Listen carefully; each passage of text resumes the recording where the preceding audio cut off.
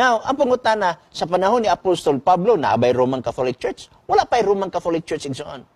When in fact, ang Roman Catholic Church, sa ilang giklaim na sila ang true church, di man na mo mabasa balik sa Biblia, kaya dili man na kinaiya sa Biblia ang pagngalan, no? Maunay problema sa usa ka pundok o usa ka relihiyon nga Biblia lang ang gitawag og basihan.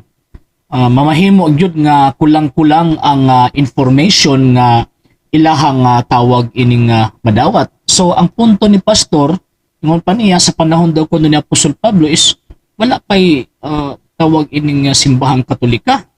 Iyang problema siguro basig nakabalo na si pastor pero dilit lang niya itug-an ang kamatuoran kung unsa og anus-an natukod ang gitawag og simbahang Katolika. So sa Biblia makita nato nga si Kristo nagtukod sa iyang simbahan. Ingon niya, "Thou art Peter, and upon this rock I will build my church." Paganya, tukuron ko ang akong simbahan. So nagpasabot nga gitukod ang maong iglesia sa iyang panahon. So kiwa man nanganli diha sa Biblia, so mudang mo pagkita kasaysayan kay nagsulti pod ang Biblia, bisan gani ang hubad protestante, nagsulti nga pabasahon kita og kasaysayan. So kanang iglesyang gitukod ni Kristo diha sa Biblia, mao ba kaha na ang simbahang Katolika?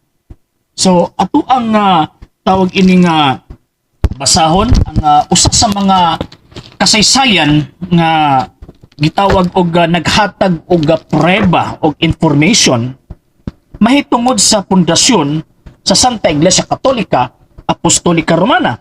Panalitan ato ang kutloon ang Encyclopedia International Volume 15, page 520. Nag-ingon, Roman Catholic Church. There are two equally valid definitions of the Catholic Church comparable to the twofold nature of Jesus Christ, its founder, who was both human and divine. Na ako ni duha ka balido nga kahulugan, nga madawat na kahulugan ang Iglesia Katolika nga ikatandi sa duha kinaiya sa atong Ginoong Jesucristo nga mao ang iyang magtutukod nga matuod nga Dios o matuod nga tao. So kung si Kristo nagtukod ng iglesia o kanang iglesyaha, mao ang simbahang Katolika. So therefore, pag-abot ni Apostol Pablo, kay dili man pwede nga si Ginoong Jesucristo ang ulahi. Nauna man gyud si Ginoong Jesucristo kang San Pablo. So ulahi man si San Pablo, nga pagkahuman si Kristo nauna man, unya ang gitukod ni Kristong iglesia, ang gitukod ni Kristo nga simbahan diha sa Biblia, sumala pa sa kasaysayan, mauna ang simbahang Katolika.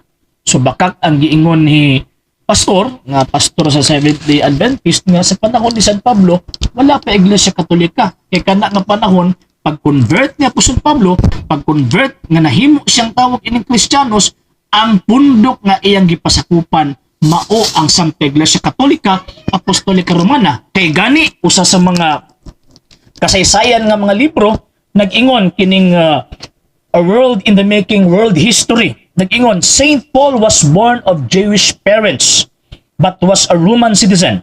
He was one of the bitterest persecutors, mangilngig ni siya, persecutor of the Christians, but was transformed into the most intrepid and tireless preacher of the Catholic Church. So si San Pablo nahimong kaniadto usa ka mangilngig kaayong manglulutos apan nahimo na converter, nahimong katolikong tawag ini nga magwawali unya kini ra bang pulong katoliko daghan na kaayo nag-angkon ani. So sumala sa kasaysayan, kay siyempre kasaysayan man yang ato ang gigunitan, kasaysayan man yang ato ang gibasa. So kanang giingon din nga Catholic Church, asa man ariperido kanang mga nag-claim karon nga they are Catholic Church, nag-claim sila sa name ng Catholic Church.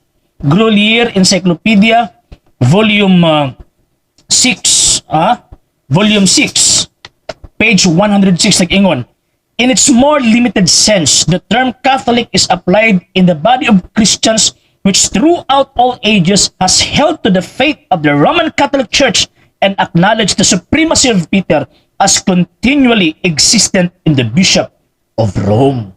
So, kanang Catholic Church, nga diha nahimong Catholic preacher, or Catholic evangelist si San Pablo, kanang Catholic Church nga iyang gipasakupan refer na sa Roman Catholic Church.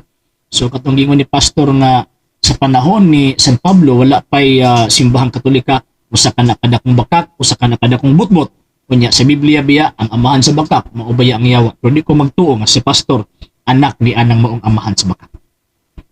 Alang sa mga dugang videos and informations, just click like, subscribe, then click the notification bell for more updates.